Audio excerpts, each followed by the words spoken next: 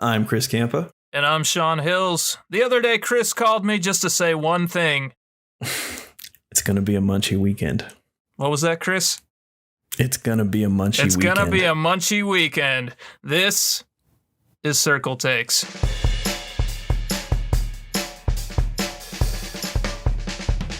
Munchie was released in 1992 in one theater and thereafter on home video. It's a sequel, but in name only, to 1987's Munchies, written by R.J. Robertson and Jim Wynorski, directed by Wynorski and produced by Mike Elliott.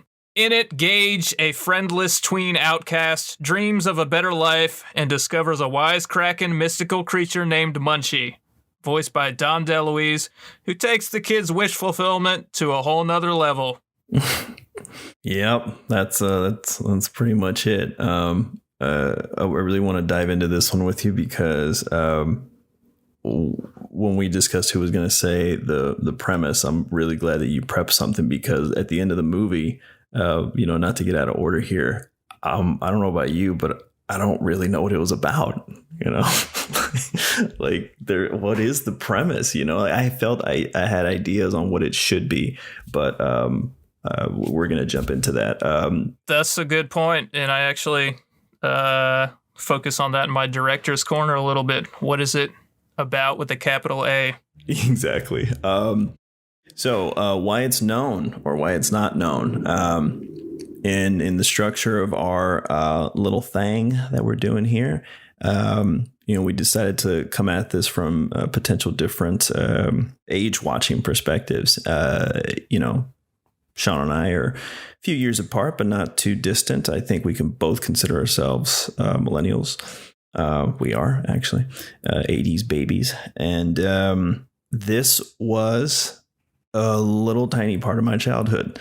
I remember watching this one with my brother quite a few times. It was just one of those films that you come across in the video store and you look at the VHS box, you turn it around, and things were just different at the time. There was a reason for being interested in this. I think, to answer the question directly on why it's known, why it's not known, I think it's just known for Dom DeLuise. That's pretty much it. Why it's not known, possibly the same reason, depending on the generation you're from. Yeah, it was not known to me as a child, I don't think, but I have seen the key art, the poster art before. It is rather striking. Really? Where did you see where'd you see it before? I don't even know. It's just, it had been out there. Maybe it was on Netflix or just like browsing somewhere else, or maybe subconsciously I saw it at Blockbuster in the 90s. I don't know. It just felt familiar. That's kind of my history with it. Kris told me a tiny bit about his love for Munchie, so I decided to go along with it. God, yeah.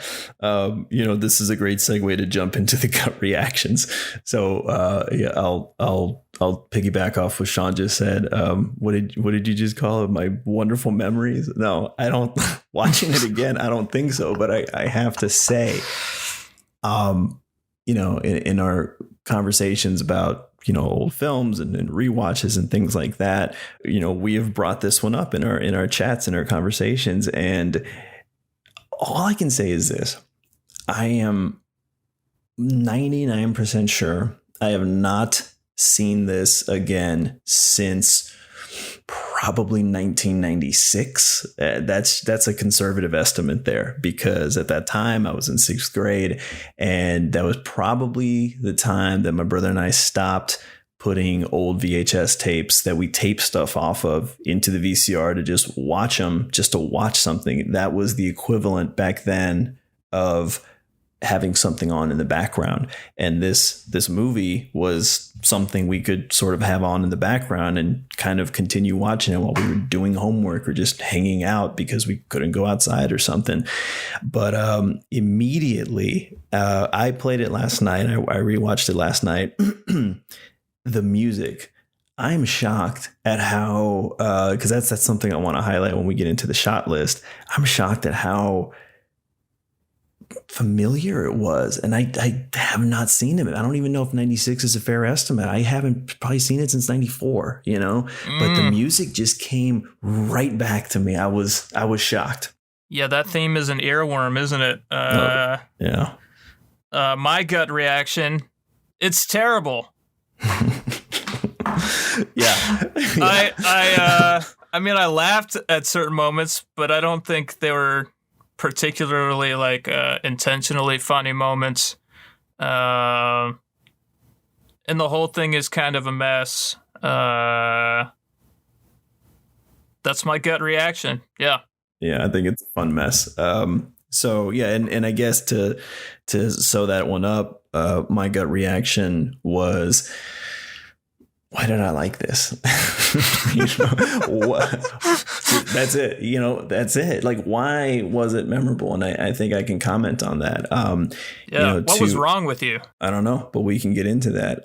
To sew one thing up, the top billed cast was Lonnie Anderson, Jamie McKinnon, Andrew Stevens, Dom DeLuise, of course, RT or Arte Johnson, and a nice little surprise by a young Jennifer Love Hewitt, credited back then as Love Hewitt. First name Love, last name Hewitt. I'm wondering what you thought about that. What did you think of seeing Jennifer Love Hewitt? Did you recognize her right off the bat?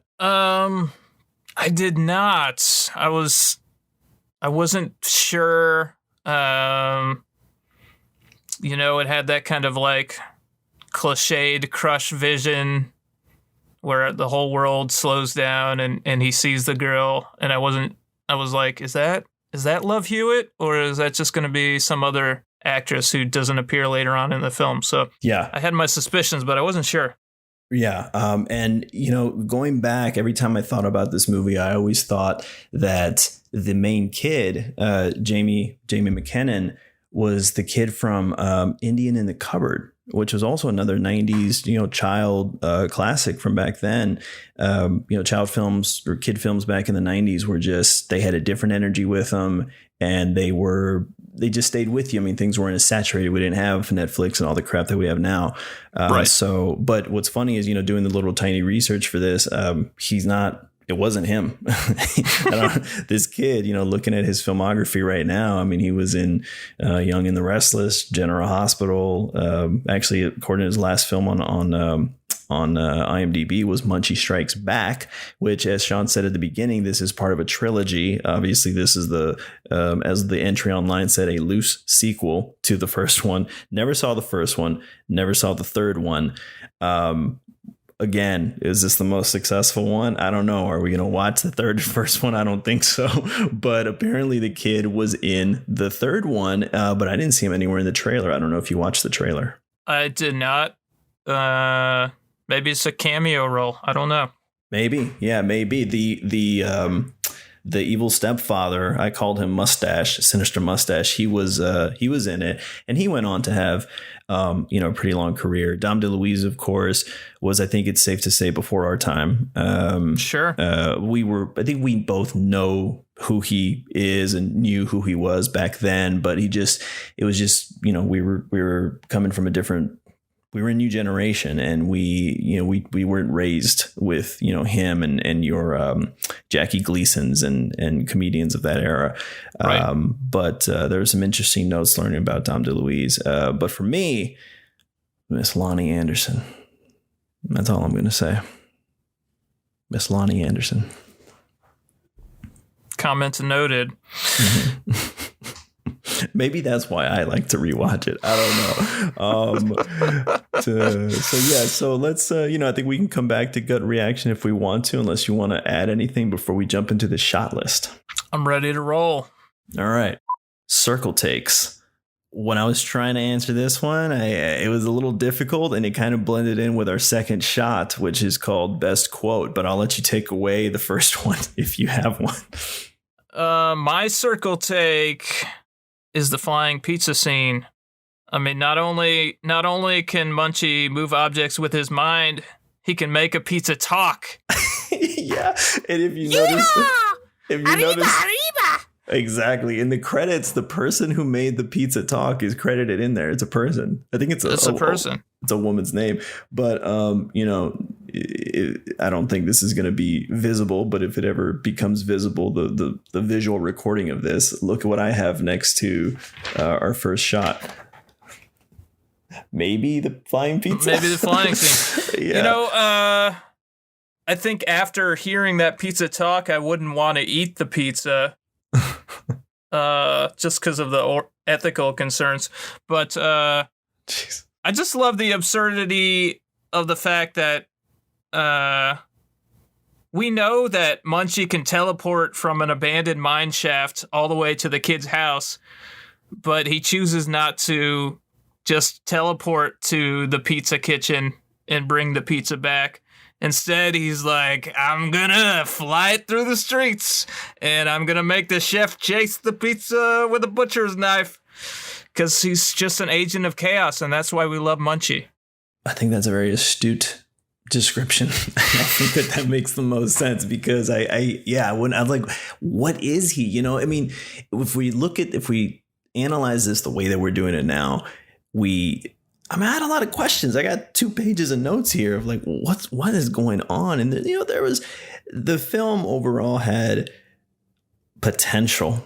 To quote, let's add this in here, to quote 2 reviews here this is all pulled from the web.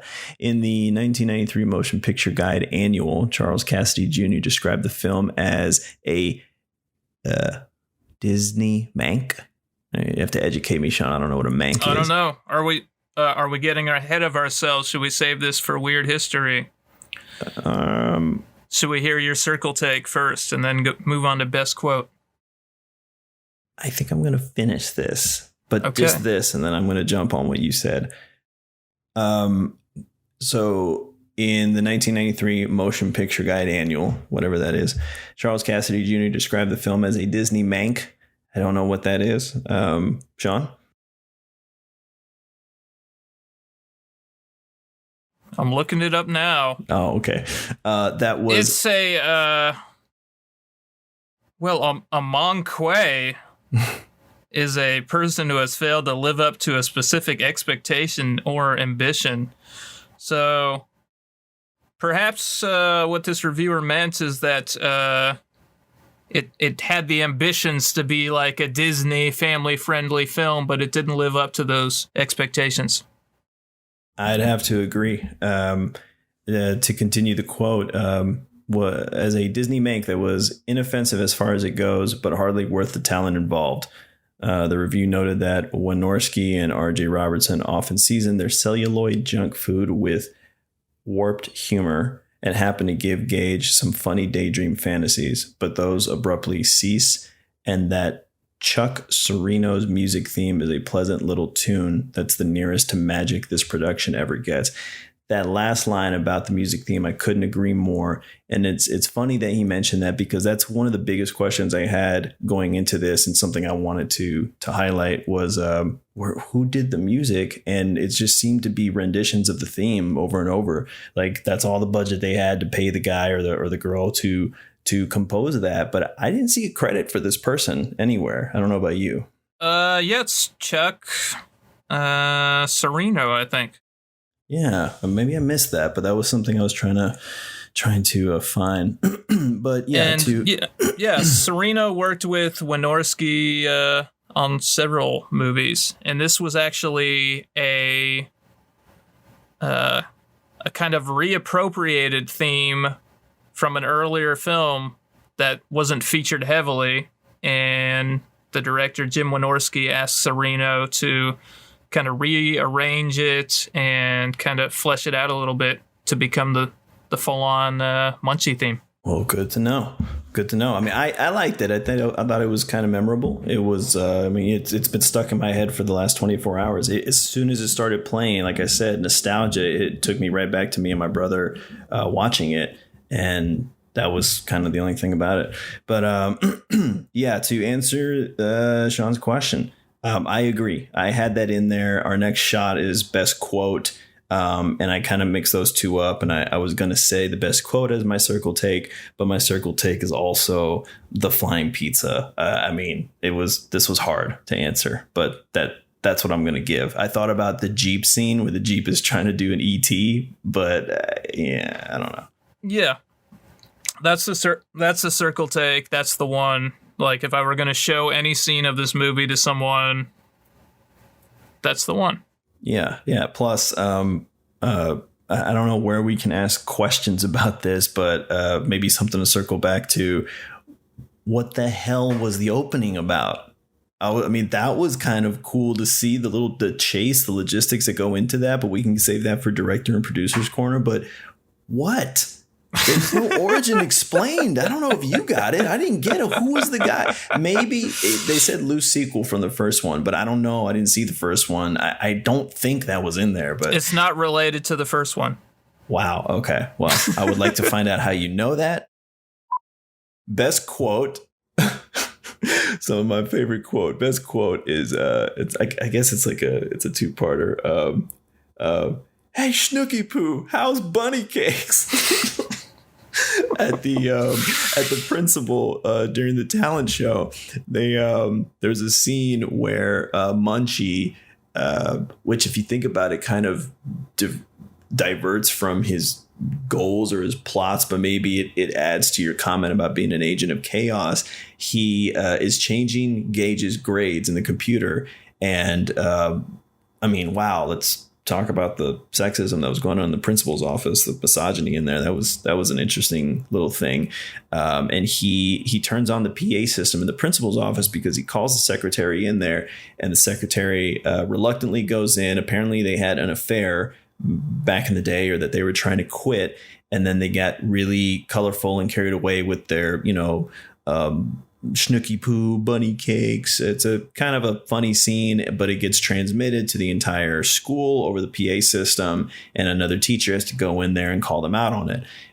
There's a talent show going on later in the film, and one of the kids, I loved that there was a good bit of adult humor, which is something I didn't pay attention to as a kid watching kid movies. They put something in there for the parents and they put stuff in there for the kids, and I didn't catch it.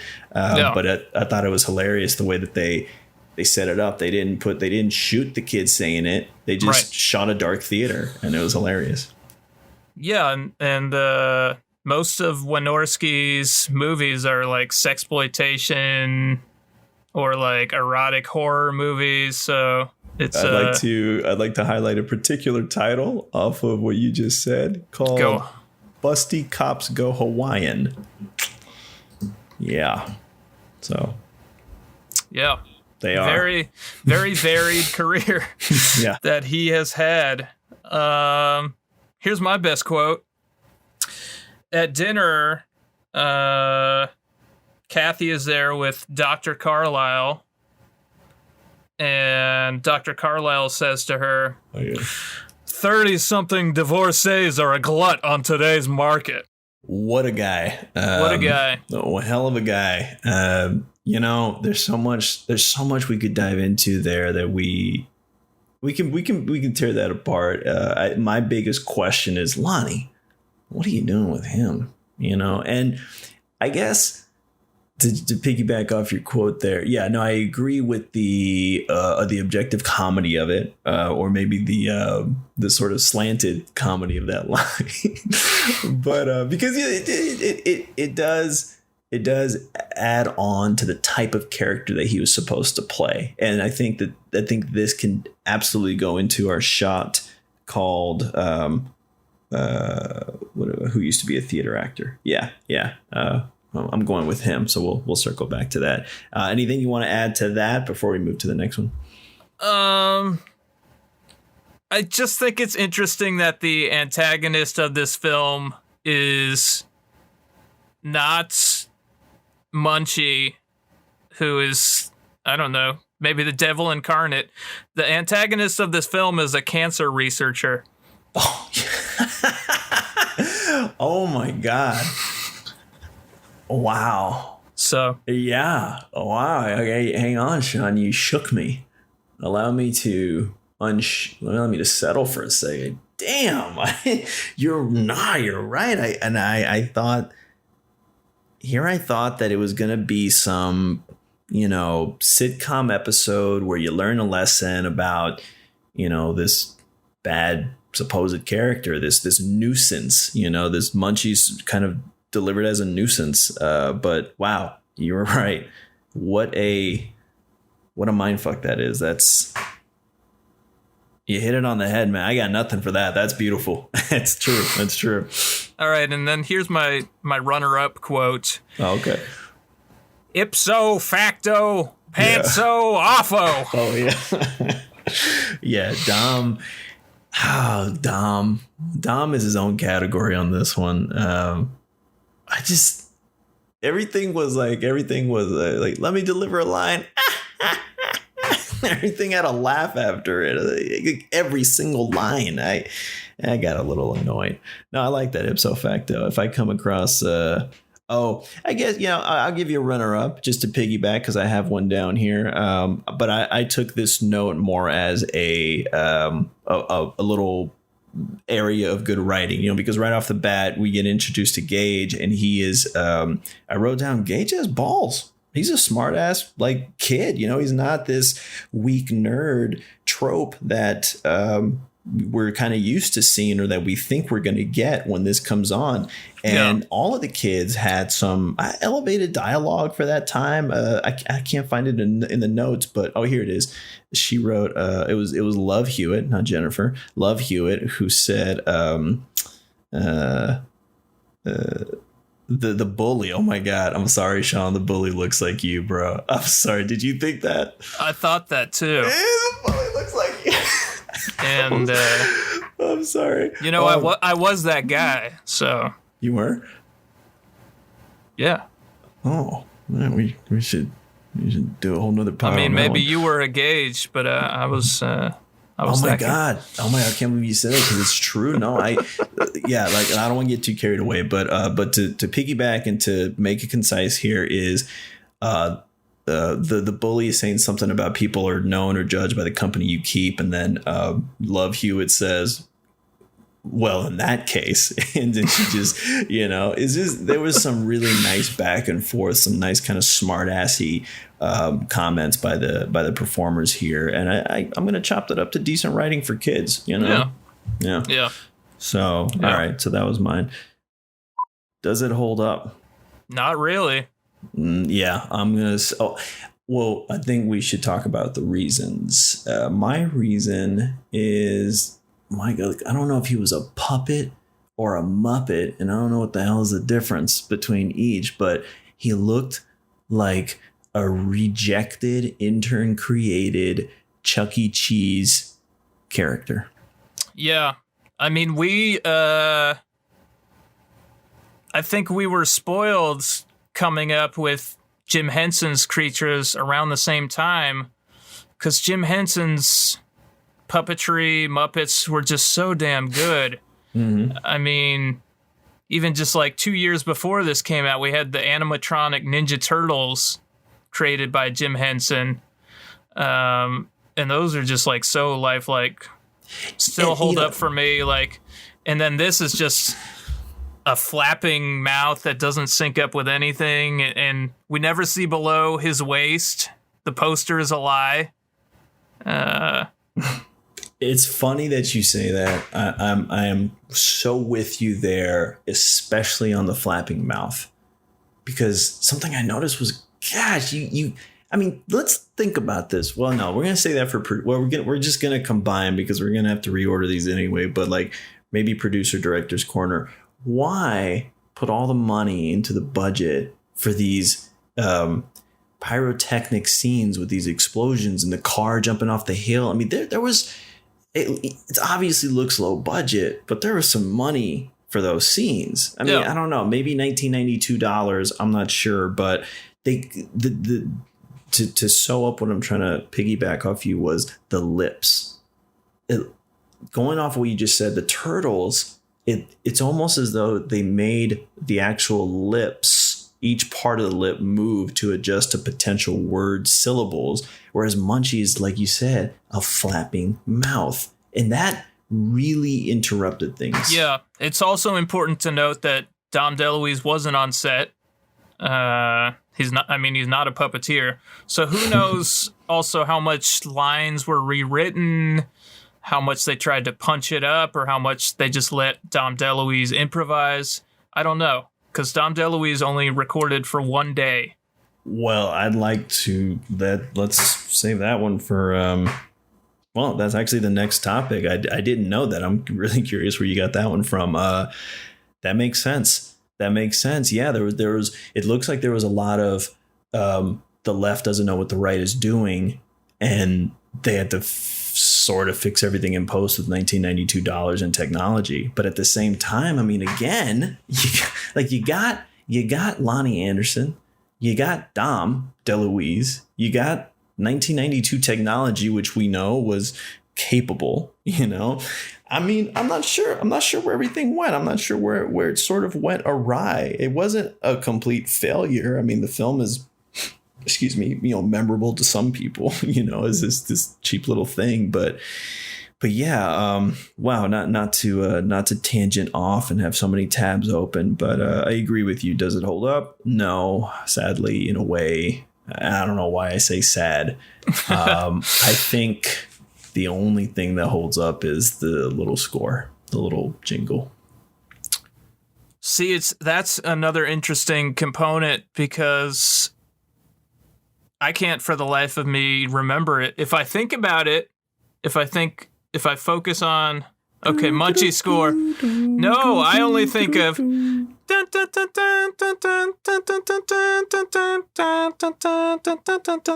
don't even know what that is. Gremlins. What was that?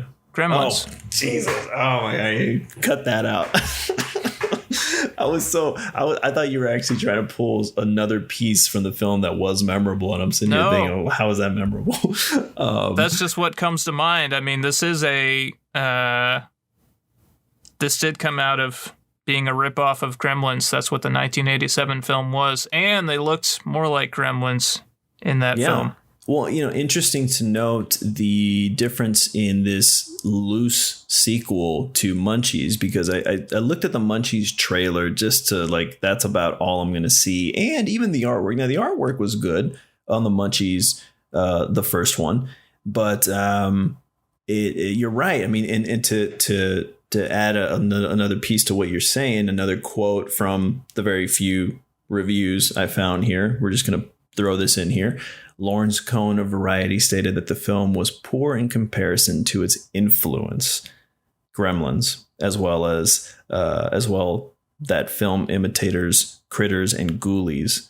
That sentence doesn't sound right. As well, that film imitators Critters and Ghoulies, but that Wynorski's pacey direction and frequent sight gags keep things moving in entertaining fashion. Sorry for butchering the quote there, but you get the gist. So yeah, you're right. It came out around the same time. It seems that it was part of this little micro era of those type of creature features. I mean, there was also that. Do you remember that one movie?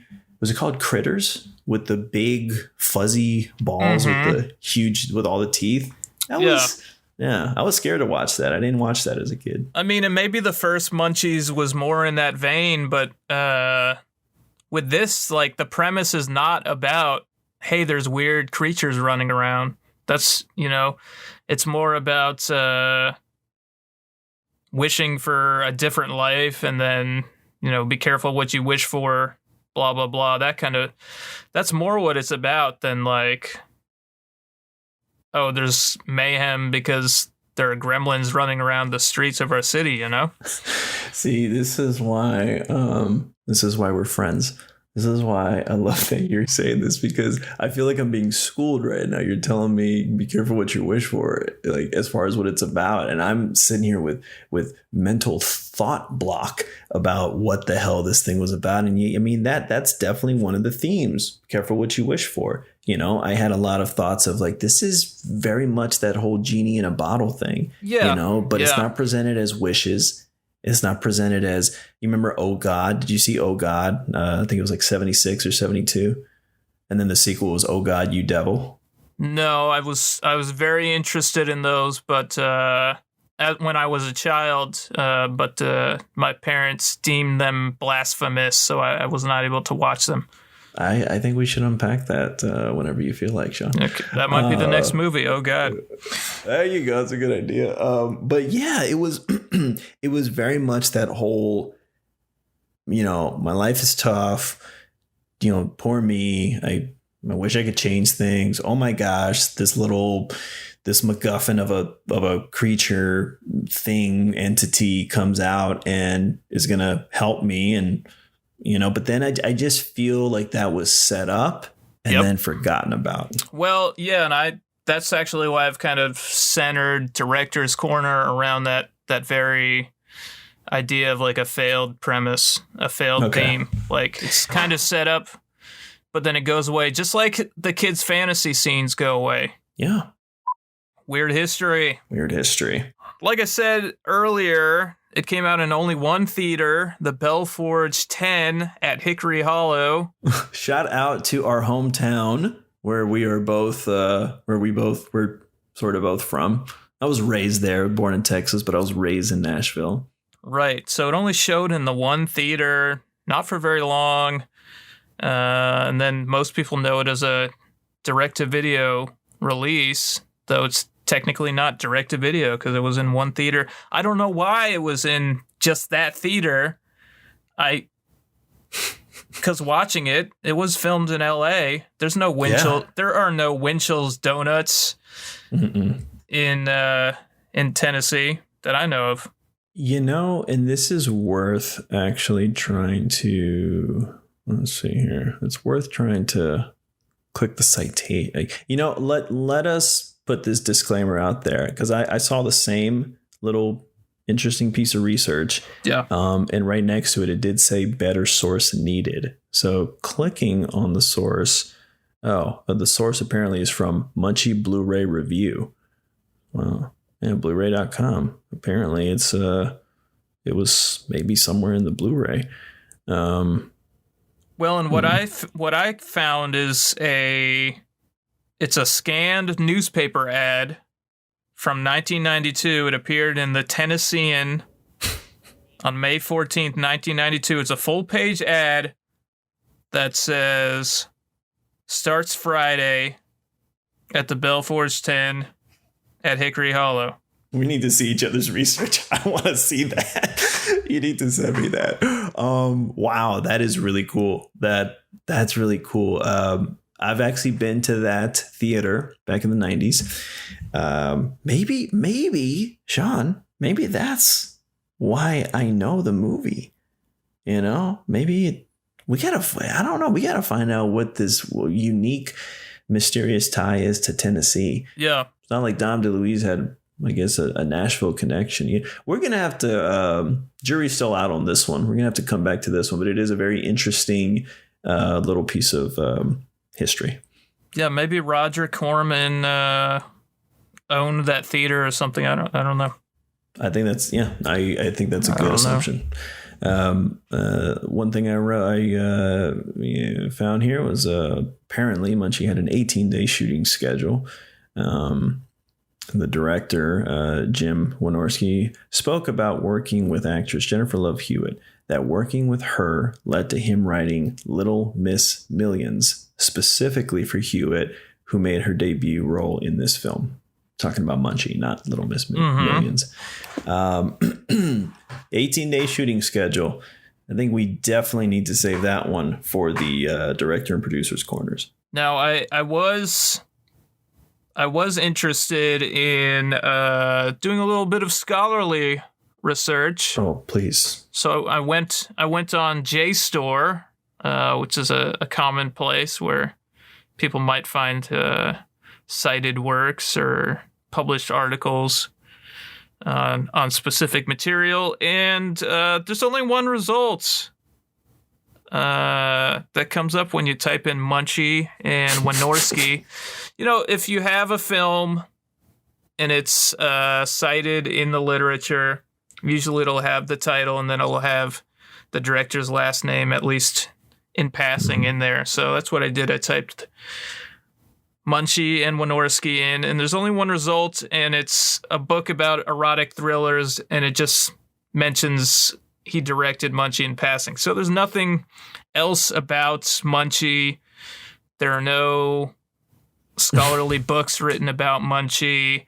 So we may be the preeminent scholars on Munchie. I hope we are. I did read a good number of reviews. Most of the reviews aged as badly as the film, because most of them are like, oh, it'll be a great time for children, and there are some buxom broads for the dads to spy on. They always have something like that, and I'm like, what? You saw that? That was in a review?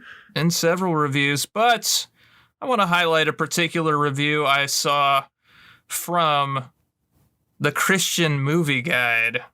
Oh my goodness. Please, go on, Sean. And I quote, overall, this movie seduces impressionable children into the world of a cult.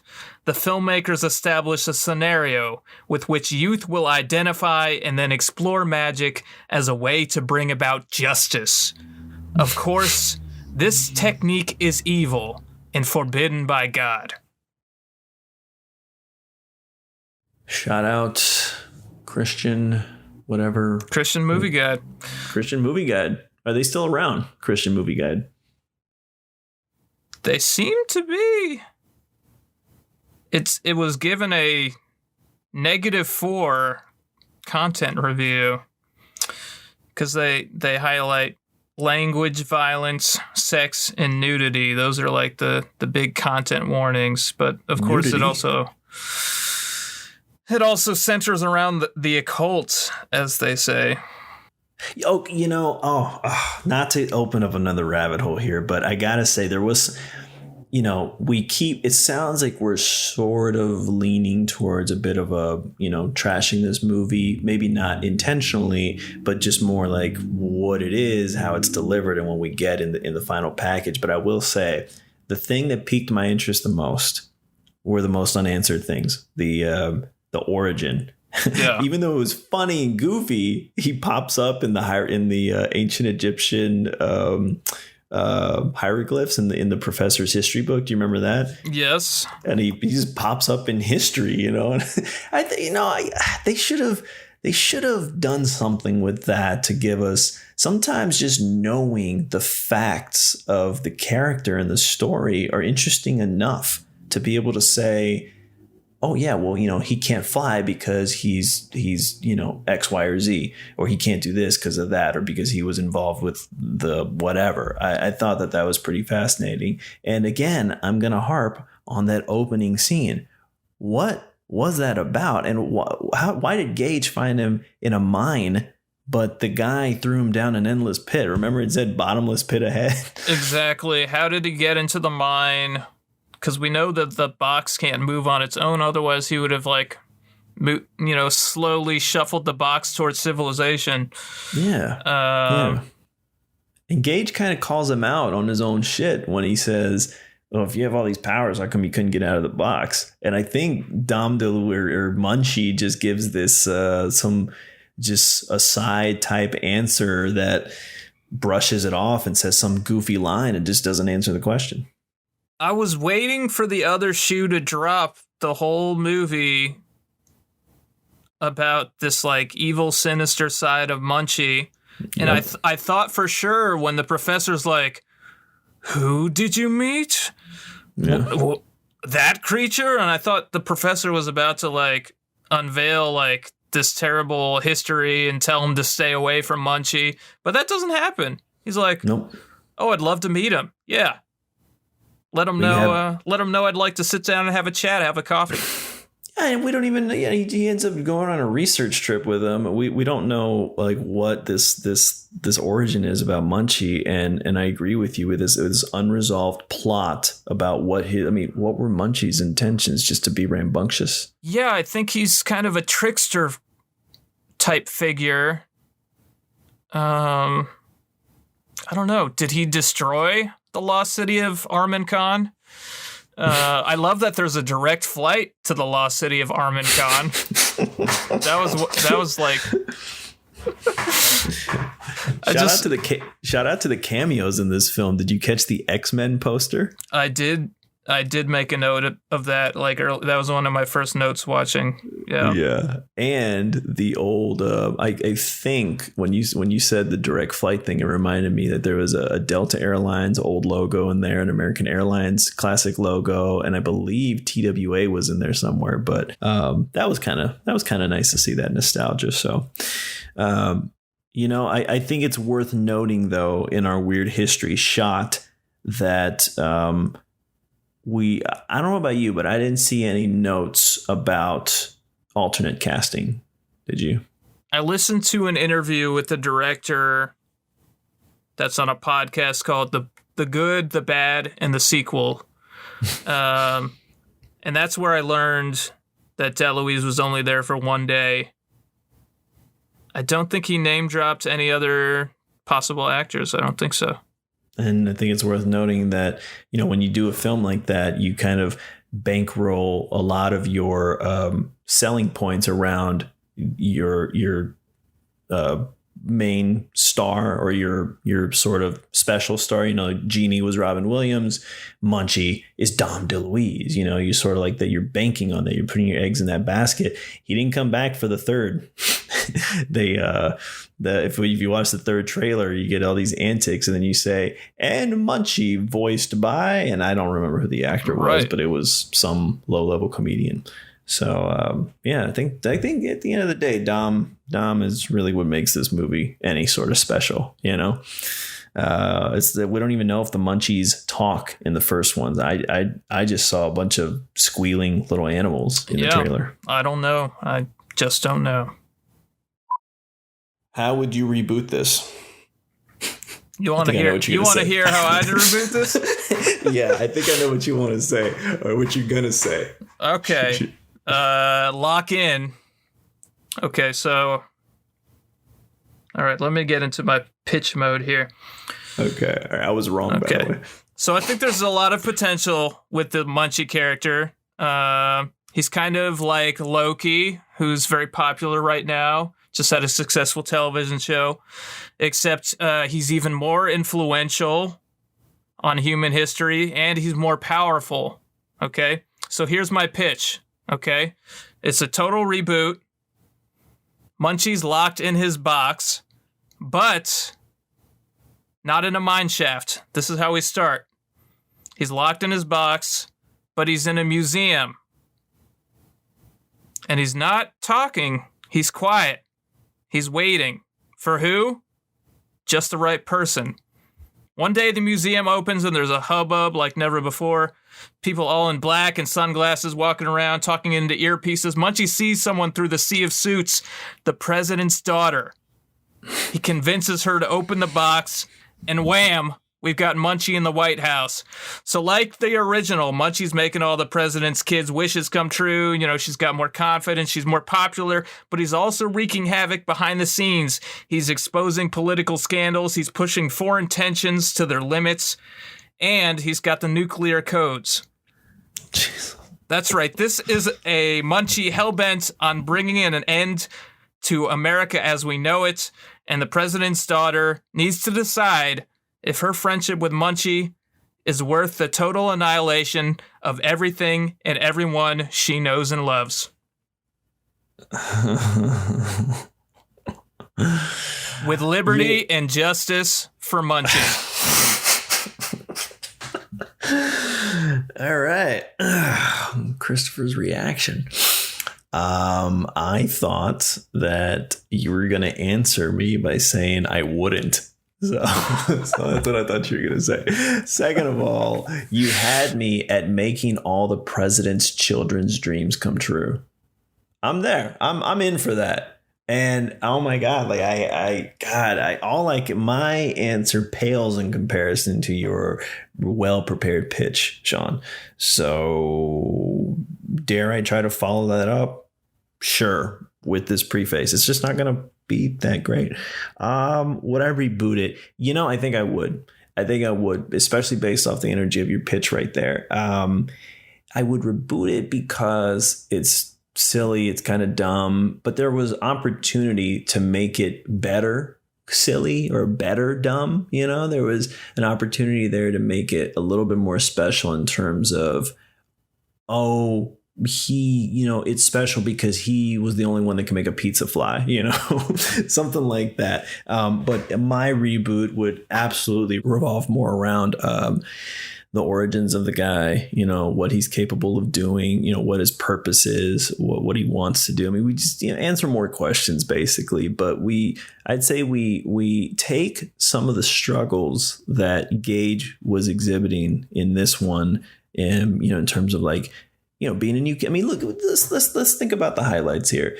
He is, his father left the family, and they talk about that. They mention it. You know, single mother. We definitely need to amplify the Lonnie character more. Well, yeah, we don't know who his father is.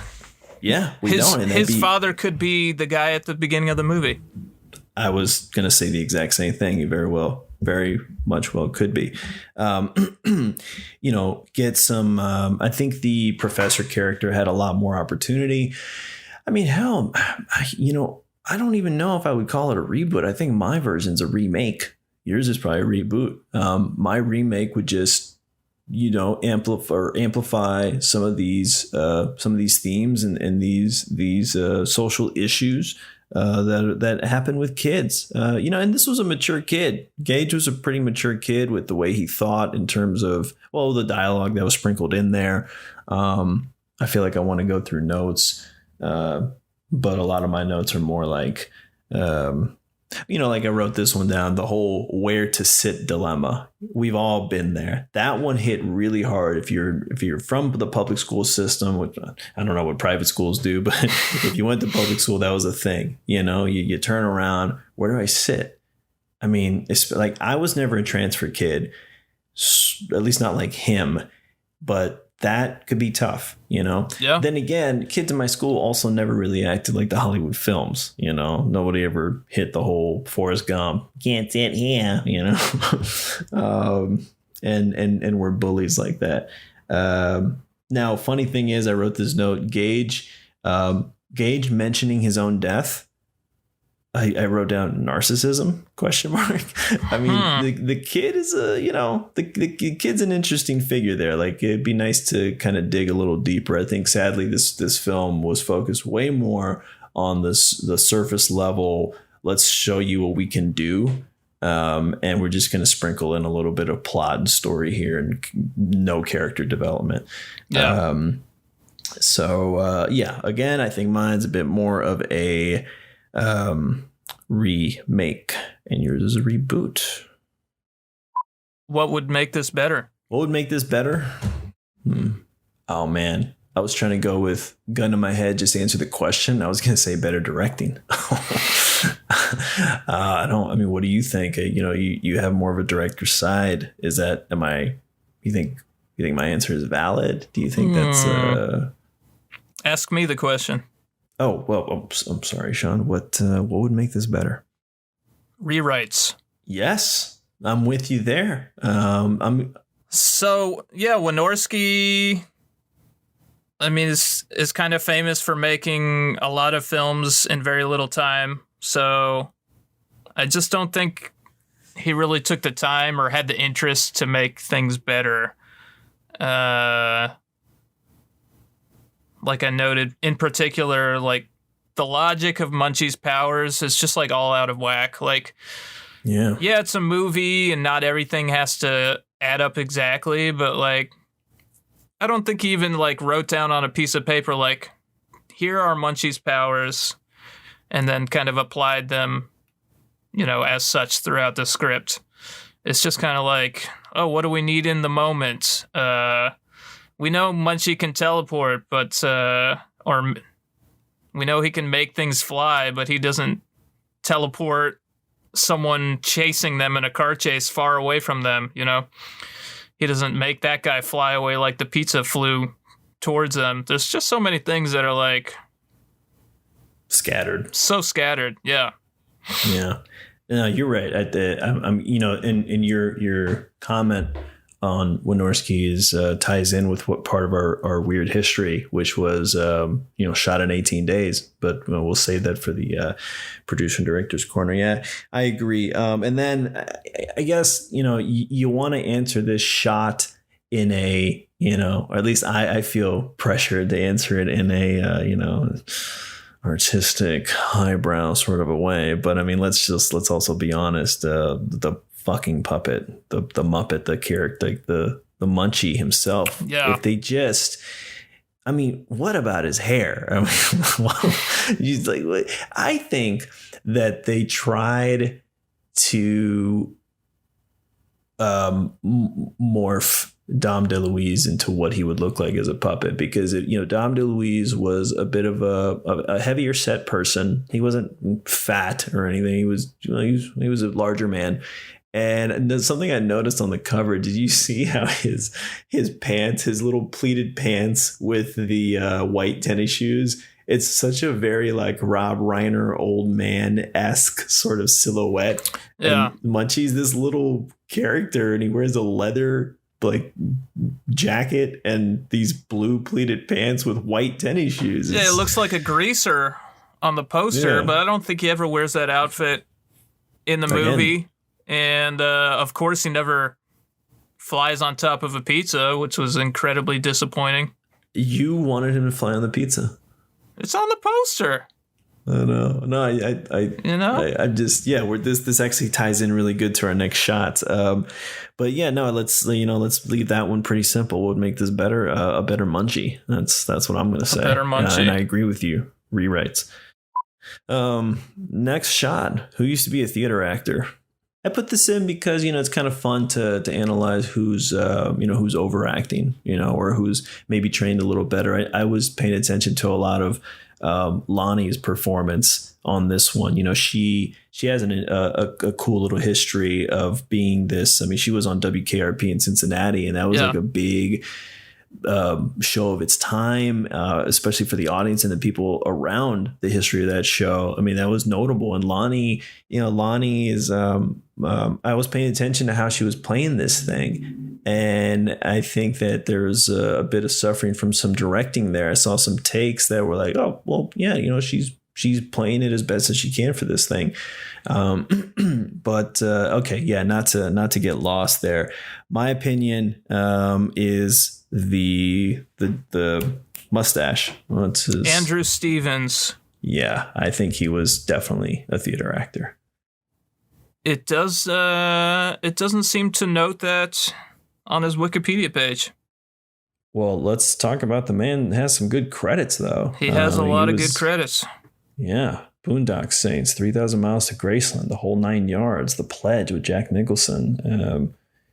He's steady, still working. I mean, his most recent credit is something called Send It, 2021. He has that thespian quality, but I think what he delivered for this movie was perfect for this movie. You think so? I never felt like it was too much, given the world, given what this is.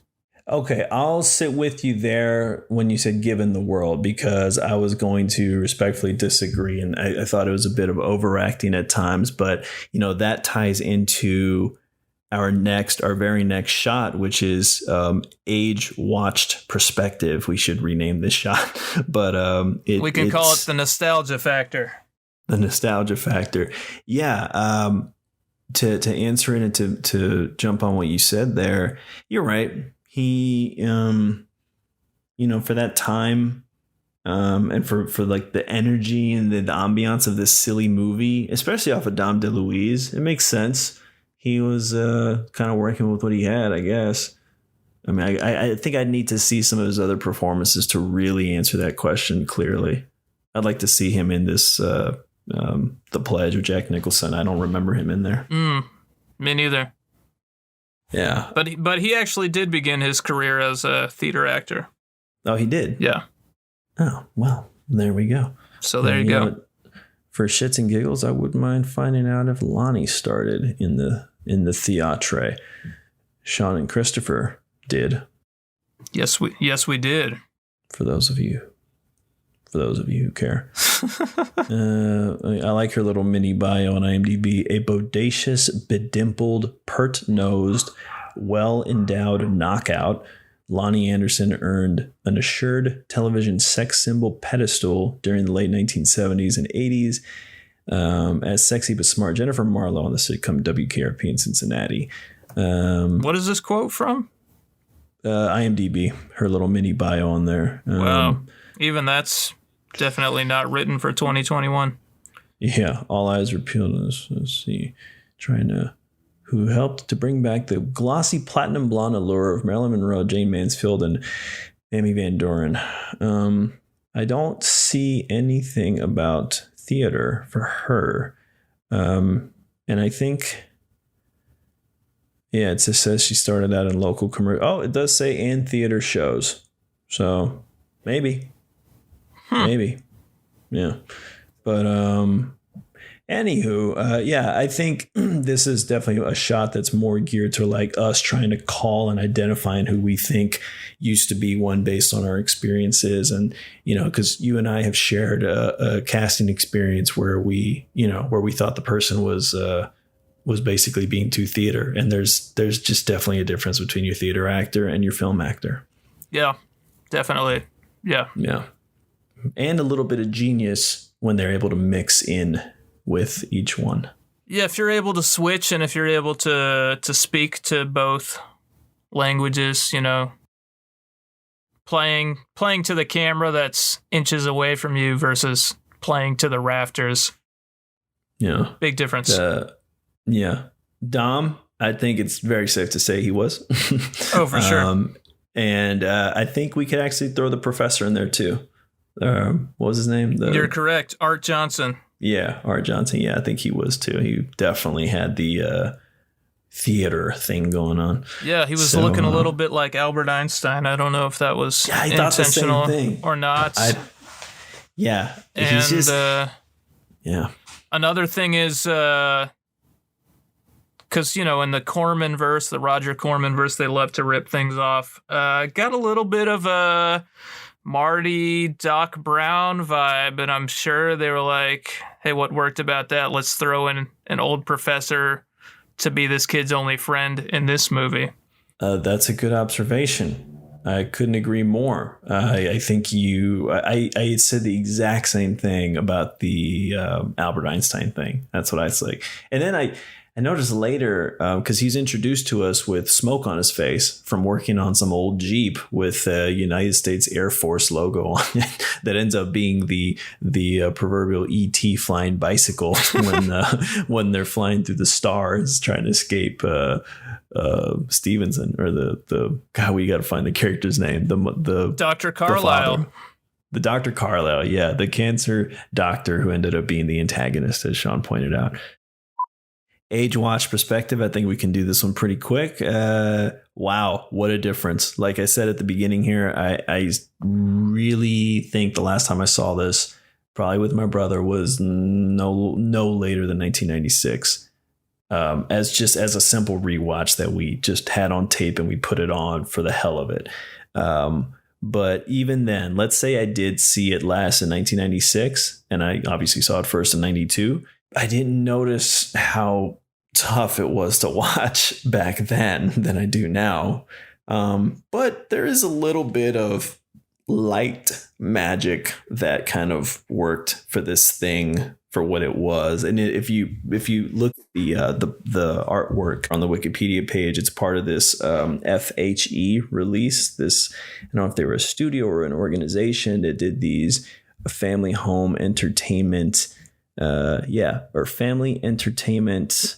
It's family home entertainment. Family home. New Concord Family Entertainment.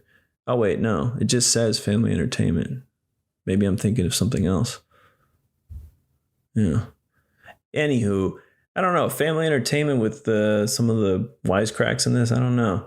Does it even have a rating? It was PG. Yeah.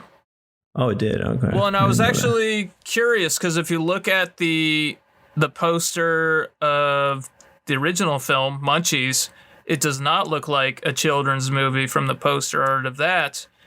So I was wondering, going through everything, hey, is that like a rated R movie? And they decided to make a kid's spin-off of it.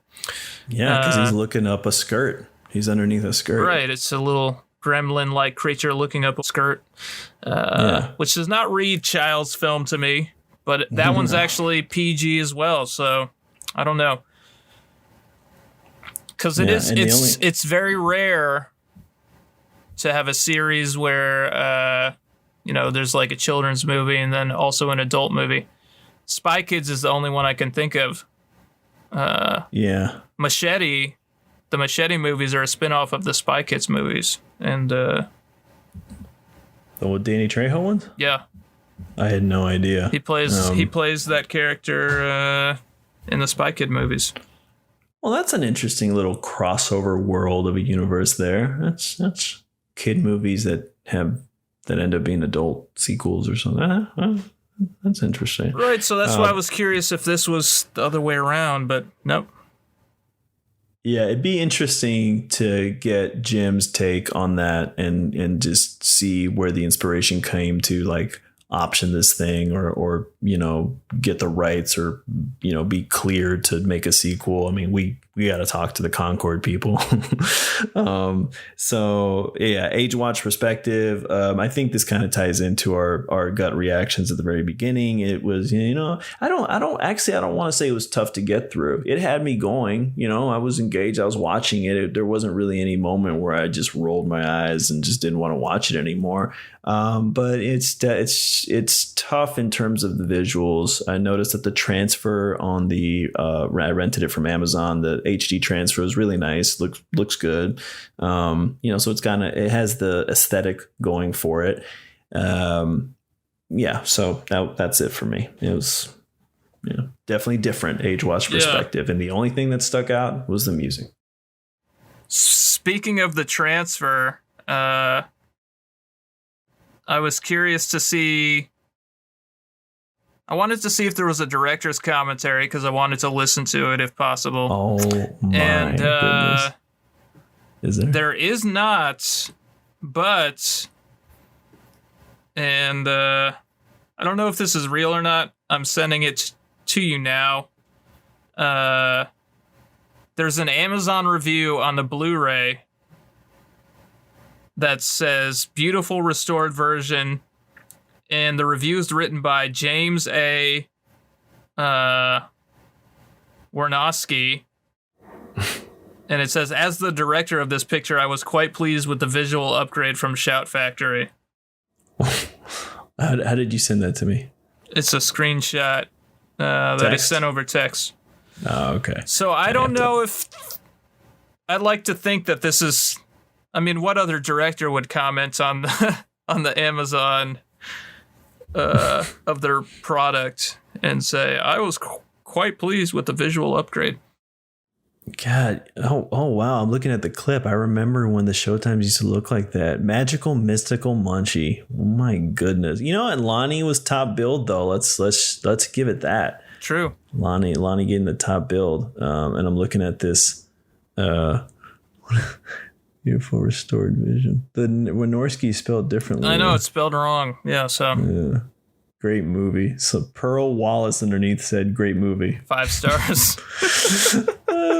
They don't make the kid ones like this anymore, though. So we do have to kind of comment on the nostalgia there. But that's that's cool. Yeah. I do agree. I'd like to see him on the damn pizza.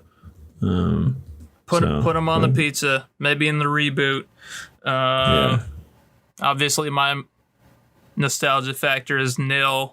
I watched it yesterday at age 32, so. Okay. But when I think about it today, I do have a fondness for it, so. Hey, I'll drink to that. This one's a doozy. And you know what? It's a good shot to have in this film because as our friend would say, black alert. And I saw none. Maybe in the classroom, some of the kids may have been diverse, but this was a full white cast, correct? I think mostly might have seen a black actor in the party scene. But no lines. I don't No think lines, anyone. of course, no lines. Yeah. Yeah, nobody of color had lines in this, and so I guess to not get too loose on the shot and get pretty, to answer the question, who would we cast back to our reboot remake. Munchie was a bit off-white, though. Let's say that. Munchie had an interesting, and I think Munchie's skin changed in a few different shots. I don't know how many Munchie puppets they had. It'd be interesting to get answers to those questions. So, and hey, the first place Munchie was featured was this ancient Egyptian hieroglyph. So he's got black hair. Maybe he comes from. Maybe he's of a different ethnicity. Yeah, I don't know. He's just light skin. Yeah. But yeah, non-white casting. I mean, how should we answer this? Currently or back then? I think we could do a little bit of, I'd say for back then, and I would propose that we start with the casting of Munchie first. Because that's the money.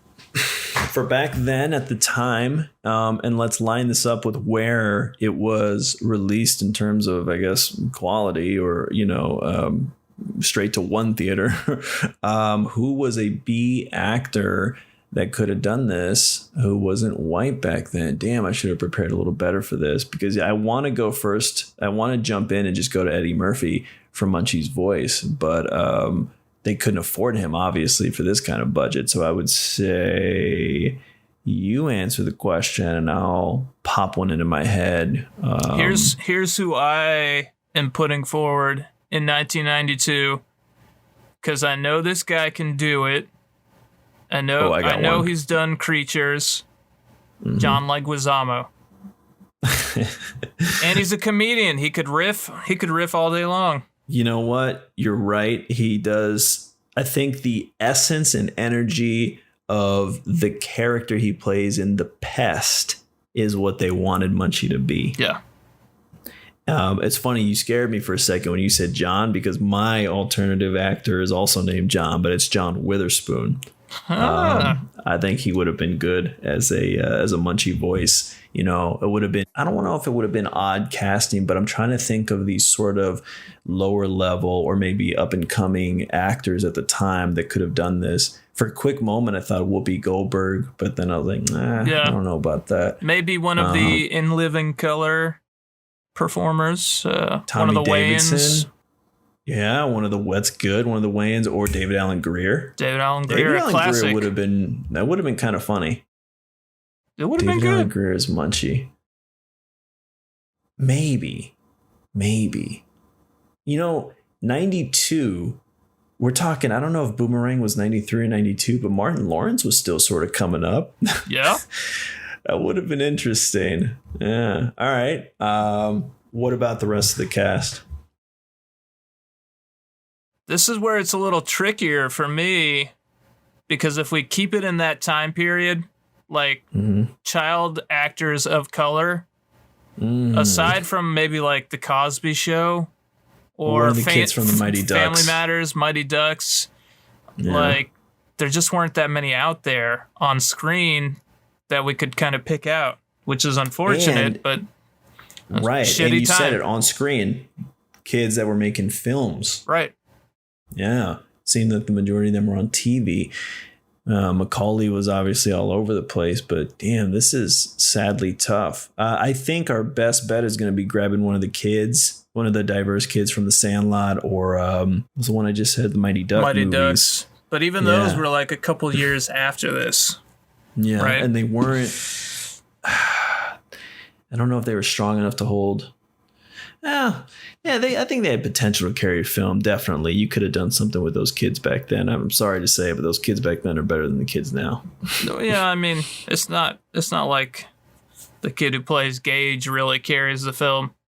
True. Although it centers on like all around him. What about Lonnie's character and Dr. Carlisle's character? It's difficult. It is. I was jumping to Robin Gibbons for Lonnie's character. I could also see. Oh my goodness! Yeah, this is a tough one. I also think David Alan Grier would have been great as Dr. Carlisle. Yes, I think he can do the snootiness well too. Yeah. Why not? Why not do that and keep the family integrated or biracial? We got Lonnie and David Alan Grier, right? Yeah, and something for everybody. Yeah, with a mixed child from the Mighty Ducks. What about Goldberg? What if it was Goldberg from the Mighty Ducks? Yeah. I got another one on. Doesn't have to necessarily be non-white, but another silly character probably would have been Christopher Lloyd as the Mr. Carlisle. Yeah. Yeah. Because I mean, it's sad. Like I can't think of any like Latinx child actors from that time that were on like TV and movies, Yeah, this is a tough one. Anything final to say on that? Yeah, I think they could have done better with Dom.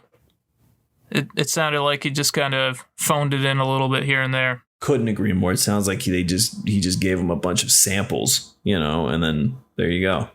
Use whatever you want out of this. Our final shot is a special one. It's where we ask each other a question. We don't know what the question is going to be. I got my question for you. You may go first, or if you'd like, I will go first. You can go first.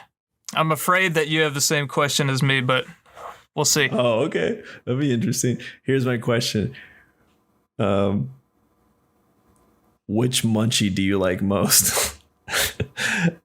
Army Munchie, Shakespeare Munchie, Leather Jacket Munchie, Tuxedo Munchie, Safari Munchie, or Captain Munchie? And I think there's probably more Munchies. That was my question. I have a soft spot for Shakespeare Munchie because I'm a nerd who's very interested in the academic question of who really wrote Shakespeare's plays. So the fact that Munchie wrote all of them was pretty hilarious to me. So yeah, I'm with you there. My runner-up winner is probably Army Munchie because that just looked hilarious. And then if I have to give a third, it's going to be Captain Munchie on the plane when he flies the plane. Captain Munchie. That's a good segue into my question, actually. Okay. We know that Munchie can do almost anything. He can fly a plane. He invented the automobile. And we also know that he was always kind of like present around the fall of countless civilizations throughout history, empires. So here's my final question. Did Munchie do 9/11? Oh man. Ooh. Oh, Sean with the comedy points. I think these are dark comedy points. Oh my God. I don't know what to say, Sean. Oh God. I think in the Munchie version where we find out he's this evil person and kind of like, kind of a play on Oh God, You Devil, the sequel to Oh God. We find out he's the devil. Maybe Munchie. God, that is controversial, Sean. I know how to answer the question. I hope not.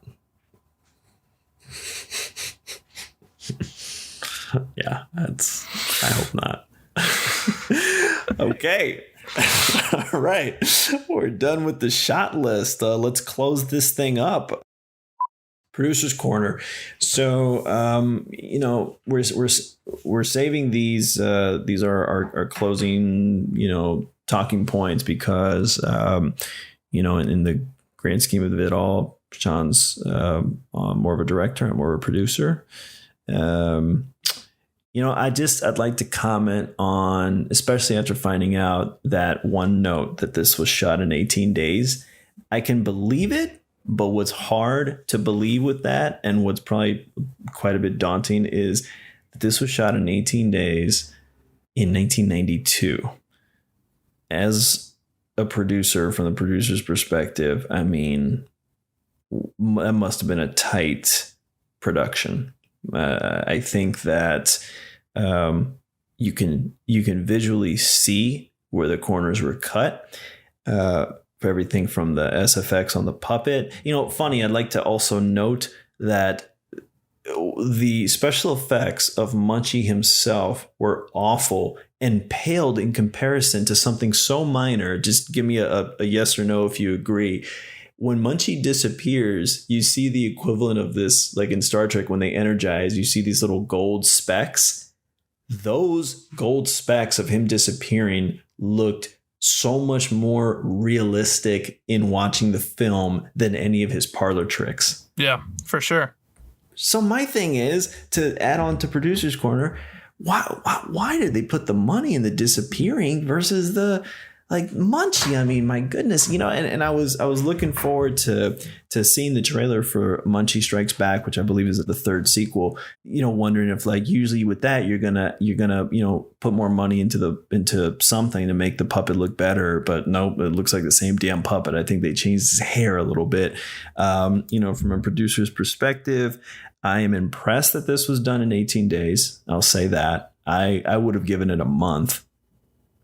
Minimum to maximum, and I would have been quite a bit more hands-on with again, we're speaking speculatively. We didn't get any interviews with the producers. We don't know what they were actually doing, how they were collaborating on this thing. But I would have been quite a bit more of a creative producer and try to collaborate with the directors and the writers to go off of something that Sean said, and pay more attention to the dialogue, more attention to the story structure. This thing started with an interesting car chase that went nowhere. I mean, it went to a bottomless pit. That's where Munchie ended up, and then I don't even think it says how many years later we arrive with Gage. I would say it's safe to say from the 70s to the 80s. Actually, no, I wrote it down right here. Car chase, 1970. Yeah. So boom. And we have to assume that this was in the present day, 1992. Yeah. So Munchie has been trapped for a little over 2 decades. I don't understand some connections to some visuals, like I called it the teeth toy. At the very opening, there's a bunch of it's a funny little toy. I've seen it my whole life, but I don't know what it's called. I don't know where it came from. It made a famous appearance in Batman '89. Yeah. when you wouldn't need a guy with glasses, would you? And then he spits out his teeth. I guess it's an old magician's tool. I don't know what you call them, but wind up chattering teeth, I guess. Wind up chattering teeth. Yeah. Yeah. What are those? Why do they bite into the title? Well, with Munchie, you know what? I think that Munchie is supposed to symbolize how much he eats, because he falls asleep after eating and he makes pizzas fly, and he apparently likes to eat. So I don't know. Maybe that's we don't see him eating that much, though. Fair. I think that they got Producer's Corner. I think they got lucky with some casting, getting a young Jennifer Love Hewitt in this film. Alani Anderson, a nice eccentric performance by the professor and by Mr. Carlisle. And even the child actor wasn't that bad. I put a little note here that I thought the bully and his Bebop and Rocksteady sidekick were brothers. I think that they look like they could have been brothers of the actors. They could have dug deeper with some of the mental games that Gage was sort of playing with himself. I would have liked to see a little bit more of that. I would have done something from the producer's perspective to make that more of a central lesson in the film. And to kind of finalize this and finish it off, I would say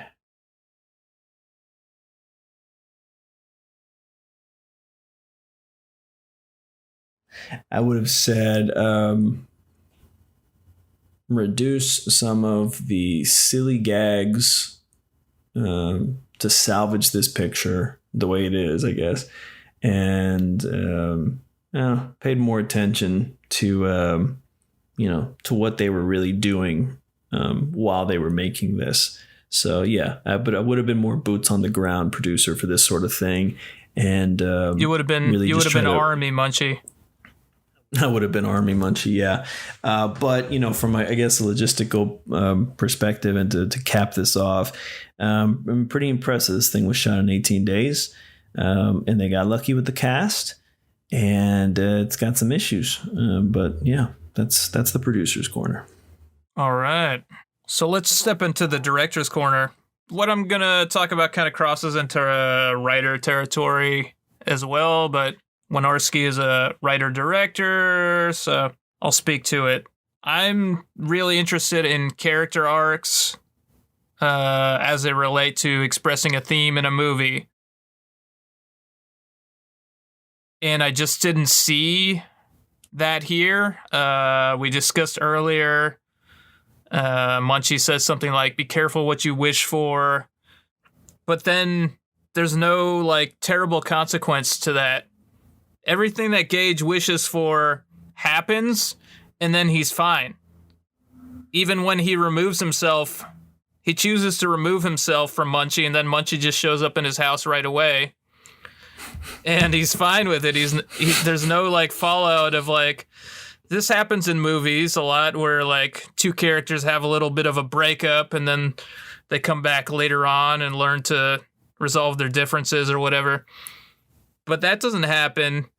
I was thinking a lot about the comparable movie for me was Home Alone. You have Kevin McAllister, Macaulay Culkin, who at the start of the film wishes that his family will disappear, that he would never have a family.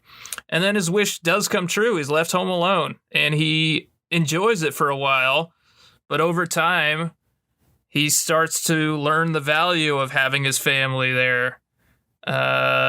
He starts to become lonely, and then at the end, he learns to make amends with his family. You don't have any character learning anything in this. It's just a dead end. A bottomless pit. It's a bottomless pit, just like Munchie was thrown off into, but somehow ended up in a mine shaft. So I know this is a lot to ask for from a movie from the Corman verse, but I think they could have done better. I think they could have made Munchie the antagonist very easily, maybe even a stealth antagonist where Munchie eventually takes things too far. But that didn't happen. Everything that Gage wished for turned out fine. So there isn't really a character arc for me. Moving on to cinematography, I wasn't really impressed. There was some nice moving camera work that felt like it was maybe a Spielberg ripoff, a push in on a character. But other than that, it was okay. The car chase, I thought, at the end of the movie was done pretty well. I knew the geography of the scene pretty well. I knew where everyone was.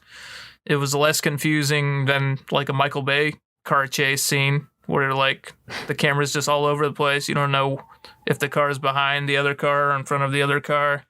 Michael Bay just wants the cool shots.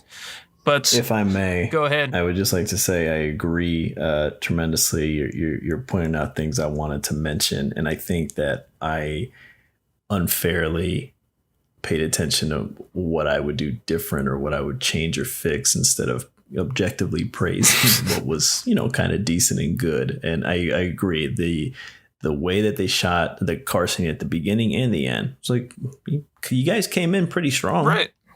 Yeah. And speaking of that car chase at the beginning, we don't know why that's happening. If this guy's just trying to get rid of Munchie, why didn't he dump Munchie off the side of the road earlier? Yeah, and what lesson did he learn to make him want to get rid of Munchie? There, like you said, there's no waterfall of consequences. Right. Yeah. Yeah. It's like it almost would have been, I don't know.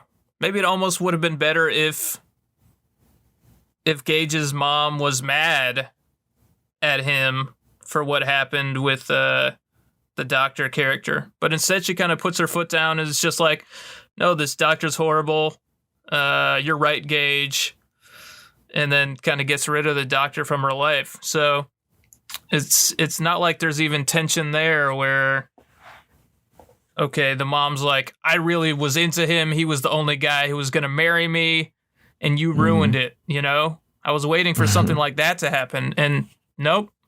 There's no moment where Gage apologizes to his mom or says, I took things too far.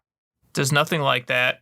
And there's no, I think a lot about like, okay, a character wants something versus what does the character need.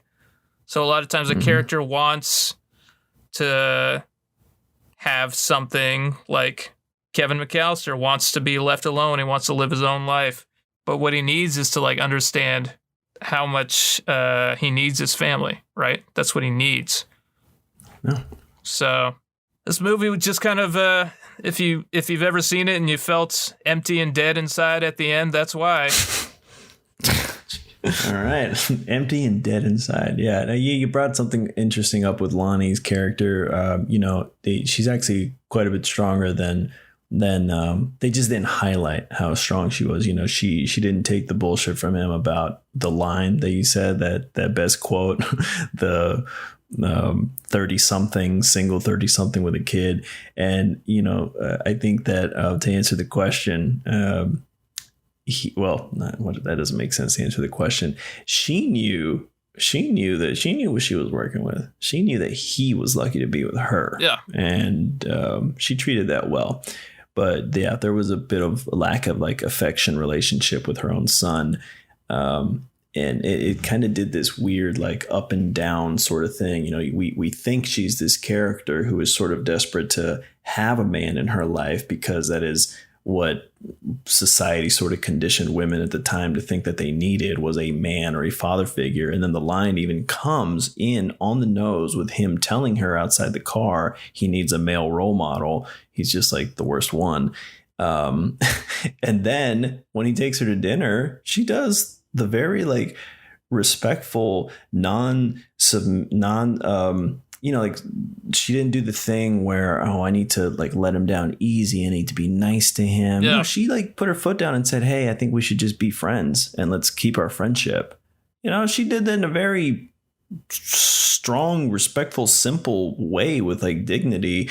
And that's commendable right there. I mean, granted, he shot her down quick with the line, but then she comes right back and says, take me home right now. Exactly. So they just didn't highlight the right Lonnie moments of her character.